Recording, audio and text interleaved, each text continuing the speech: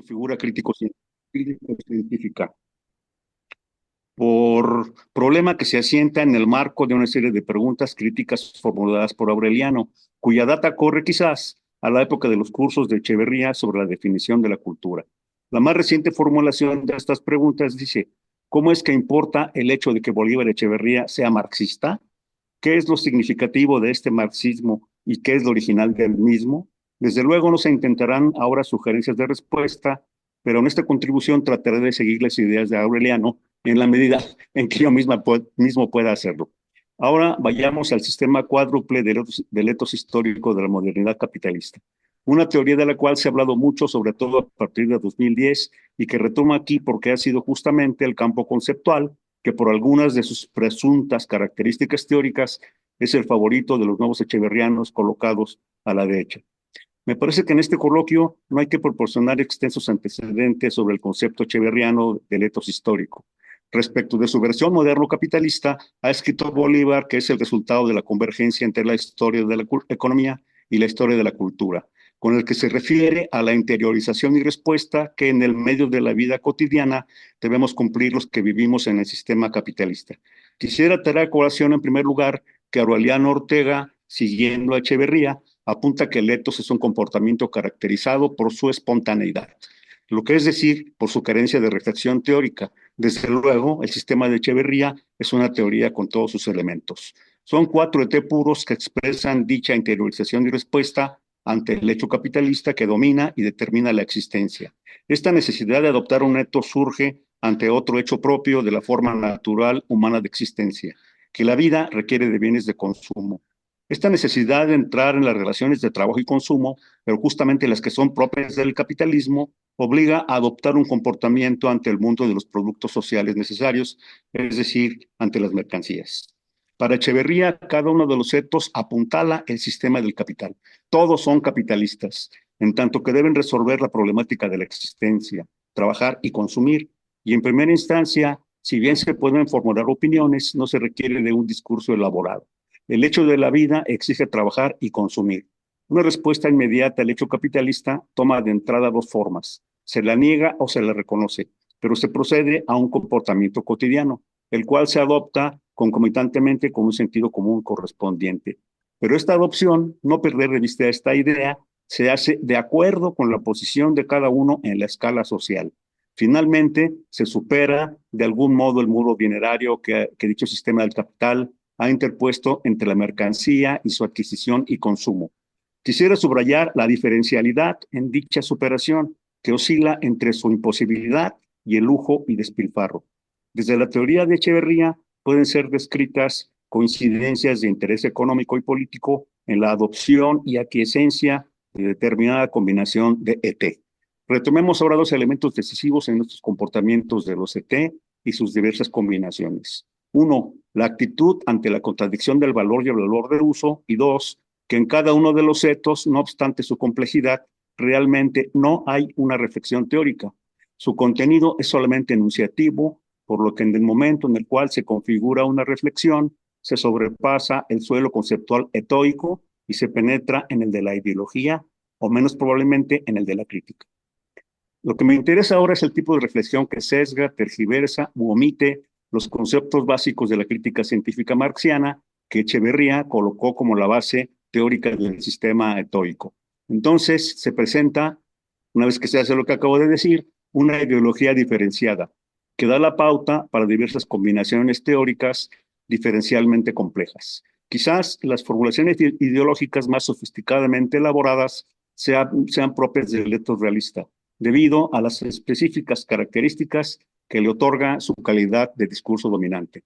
Vayamos ahora a 2 significados críticos decisivos en el concepto de ideología, el cual continúa vigente a pesar de la emergencia de la posmodernidad y sus múltiples versiones sobre la verdad histórico-social. En lo general y lo básico, ideología de la clase dominante es un dispositivo utilizado en la lucha de clases discursiva que apuntala la dominación extradiscursiva, cuyo propósito es la defensa de la explotación y acumulación y que se cumple ocultando los hechos propios del sistema del capital. Por otro lado, hay la ideología total o global que presenta la garantía de la explotación, pero al nivel de la reproducción total del capitalismo, producción y consumo, y cuya característica diferencial es la amenaza de muerte a la cual dan cumplimiento desde luego selectivo. Bien, ya entrando de lleno en el tema, lo primero es que hay un solo Bolívar Echeverría, afirmación que aparentemente no se ciñe al pensamiento de Aureliano Ortega. Pero quiero decir que Echeverría trabaja primero en el terreno de la crítica de la economía política, pasando a la postre al de la cultura, sin abandonar su posición inicial de discurso. Esto es importante porque da la pauta para elaborar textos y reflexiones que se fundan en la hipótesis falsa, idea que desde luego no es de Aureliano, de que el segundo Echeverría abandonó la posición teórica de una primera fase marxiana, migrando luego hacia una filosofía de la cultura, pero ya ubicado al margen del discurso crítico de Marx. Aureliano realmente escribió, en efecto, que hay dos fases en Echeverría. Una primera en la cual trabaja en la fundamentación de su posición teórica y otra en la cual extiende su perspectiva crítica, pero sin abandonar el marxismo. Para decirlo brevemente, la propuesta de Aureliano en este problema es leer y estudiar a Echeverría tal y como Marx leyó a los economistas clásicos, es decir, críticamente. Así planteadas las cosas, nos encontramos con que Echeverría no repite a cada paso al exponer su sistema del cuádruple etos de la modernidad capitalista que se basa en Marx, pues el concepto de contradicción del valor de uso implica un perfil crítico comunista, al igual que la lucha de clases y la disquisición sobre la salida de la forma valor. Volviendo a la cuestión central, con estos elementos, una clave económica y una clave cultural, Echeverría formuló una teoría explicativa del comportamiento general de quienes vivimos en la sociedad capitalista, entendida como un todo histórico y que se emplaza específicamente en aquella contradicción valor de uso. Dicha teoría, que forma parte de la crítica global de la sociedad contemporánea, es la del cuádruple etos histórico de la modernidad capitalista. Este punto elemental proporciona la pauta para la crítica de todos los productos teóricos que se basan o dicen basarse en ella. Repito, como parte de su concepción completa de la sociedad contemporánea. Así las cosas, es posible discernir ante qué clase de discursos estamos. ¿Se trata de discursos críticos, en el sentido marxo-echeverriano de crítica científica, o se trata de ideología puesta al servicio de la clase dominante? En este sentido, con esta teoría del etos histórico moderno capitalista, Echeverría intenta una problematización filosófica, una descripción crítica con la cual explora las posibilidades de reconocer ciertas estructuraciones particulares, pero ya en la cotidianidad de la vida, en el medio del trabajo y el disfrute.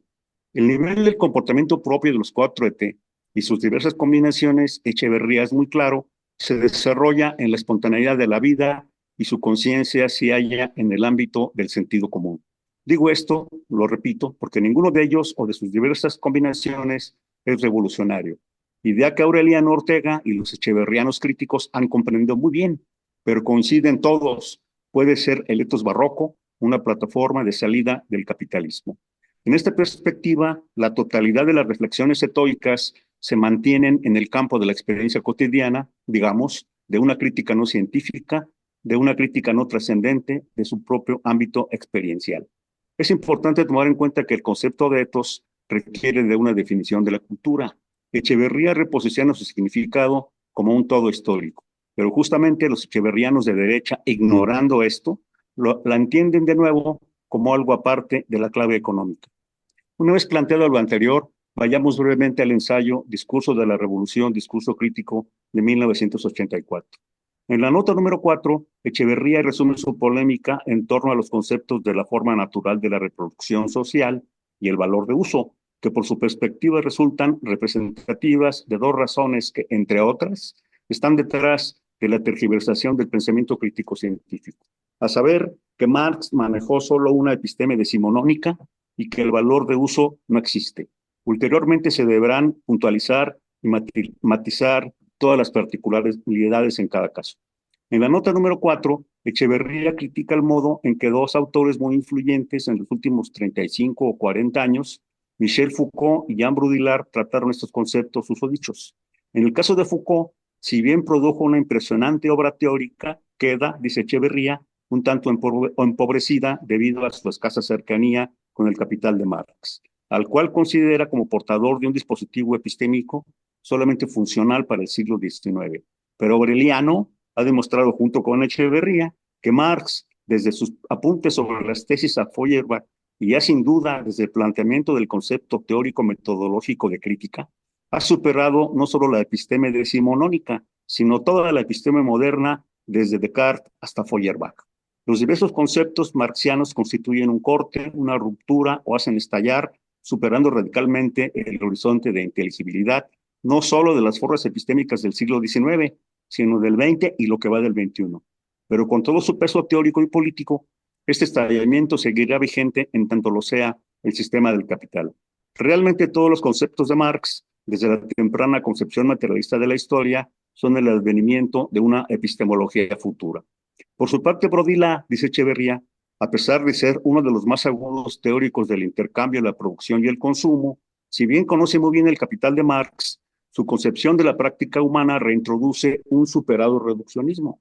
Añade Echeverría que esta tergiversación por parte de Brodillar es con el propósito de asignarse un sentido de originalidad concerniente al intercambio simbólico, pero con ello ignora intencionalmente la singularidad concreta e inconmensurabilidad de los valores de uso, descalificando el discurso de Marx y falseando el alcance de este concepto, que en efecto lo lleva más allá de la metafísica de Occidente.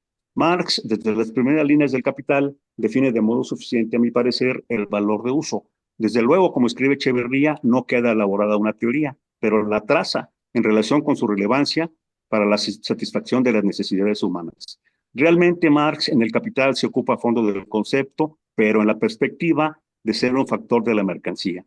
No obstante, deja planteada su definición y papel en el proceso de producción del capital.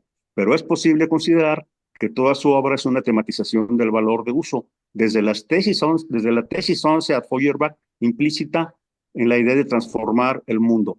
En los manuscritos de 1844, en los Grundrisse, en la primera versión del prólogo a la primera edición del Capital, etc. Veamos algunos elementos de la definición.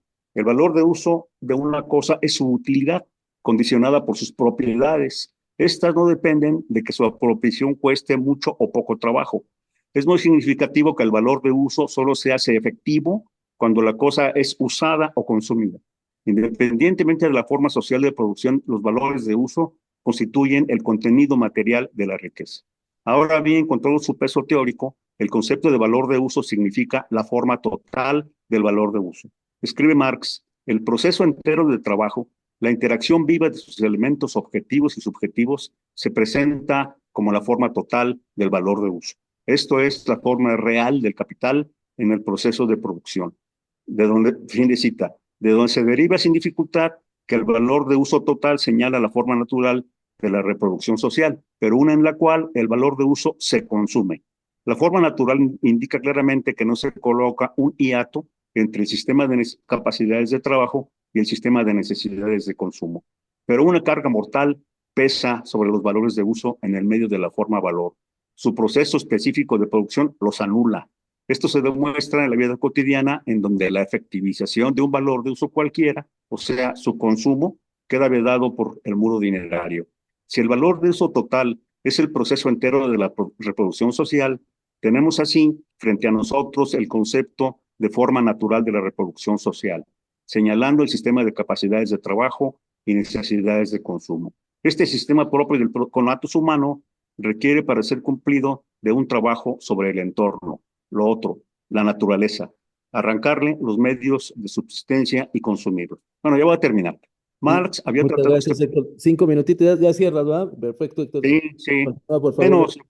Marx había tratado este problema desde sus escritos tempranos, en donde presenta las premisas de toda la historiografía materialista y dialéctica. Se refieren a la condición de que primero existan seres humanos vivos capaces de reproducción y permanencia, de manera que sea posible una historiografía, implicando su organización corpórea y su comportamiento respecto de la naturaleza. Deben resolver qué hay en su entorno para cumplir dichas necesidades de supervivencia y permanencia, resolver lo que necesitan en el nivel del consumo y de lo que disponen para hacerlo en el nivel del trabajo. Esta es la forma natural de la reproducción social. Con esto se comprende claramente que el valor de uso total es el proceso entero de la reproducción social y por qué el valor de uso solo se efectiviza en el consumo. Se comprende además que la forma capitalista de producción se concretiza anulando el valor de uso en favor del valor valorizado. Para terminar, los conceptos que constituyen la posición del discurso crítico científico, emplazados en el de la forma natural de la reproducción social, debería añadirse que su problema central es el de la salida de las relaciones sociales y de convivencia propias del capitalismo y la denuncia de la explotación de la clase trabajadora. Tal vez también cabría entonces renovar la discusión sobre en cuáles condiciones y casos el discurso crítico es también praxis revolucionaria. Ha dicho Aureliano Ortega que en sus discusiones con Carlos Oliva sobre este sulfuroso asunto de la revolución, son actos revolucionarios, dijo Aureliano, aquellos que no dejan las cosas como están. Se sobreentiende, conociendo la posición del discurso de Aureliano, que las cosas del mundo histórico material y de la cultura, y que si de acuerdo con Marx no hay trabajo en general, tampoco habría una revolución en general, como en los mitos burgués y soviético de la revolución. Por lo pronto, se puede agregar con Echeverría la idea crítica de que lo esencial de la transformación revolucionaria no está en ser absoluta, sino en ser radical. Muchas gracias por su amable atención. Muchas gracias, Héctor. Muchas gracias. Damos gracias a Héctor García. Excelente, muchas gracias. Vamos a pasar entonces a una ronda de, bueno, si gustan empezar, preguntas, dudas, comentarios. Y aquí cualquier cosa te vamos a comentar los comentarios. Si no los alcanzas a escuchar, Héctor, ¿eh? O dudas o Sí, preguntas. muchísimas gracias, Omar. Perfecto. Entonces, si alguien gusta iniciar, una duda, comentario. Carlos, adelante. Yo voy a tratar de hacer un comentario general.